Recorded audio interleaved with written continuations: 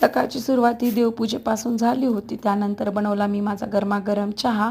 चहा घेतानाच मला माझा मी टाईम भेटत असतो. थोडासा वेळ मी फक्त माझ्यासाठी काढत असते.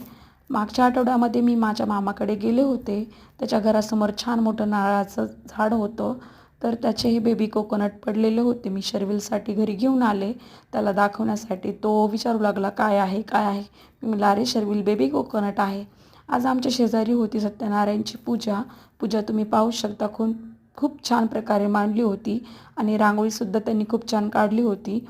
एक बेबी हँडल करून एवढं सगळं करायचं म्हणल्यावर कोणाला पण खूप वेळ लागतो आणि जर त्यांनी काही चांगलं केलं तर त्याला थोडंसं कॉम्प्लिमेंट दिलं पाहिजे म्हणून त्यांना पण छान वाटतं.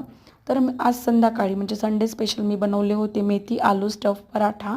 ते कसे झालेत आणि कसे दिसत आहेत आणि माझी करण्याची पद्धत कशी आहे हे तुम्ही मला कमेंटमध्ये नक्की सांगू शकता.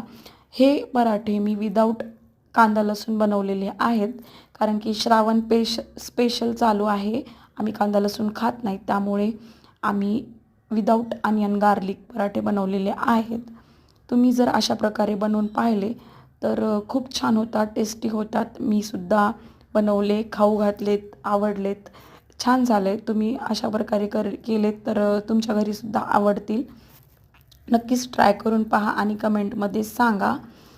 त्यामध्ये तुम्हाला जर टाकायचे असतील तर ऑप्शनल मसाले तुम्ही टाकू शकता. मी इथे चाट मसाला टाकला होता, त्याऐवजी तुम्ही आमचूर पावडर, गरम मसाला आणि जास्त स्पायसी बनवायचे असतील तर चिली पावडर हे सुद्धा टाकू शकता.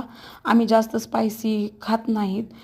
शर्विलमुळंच प्रेफर करतो. कधी-कधी मी स्पायसी बनवते आमच्या दोघांसाठी, पण शर्विलसाठी मी काही बनवत नाही.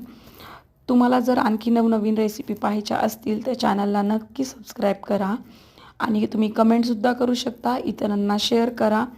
Thank you so much for watching my videos. Bye.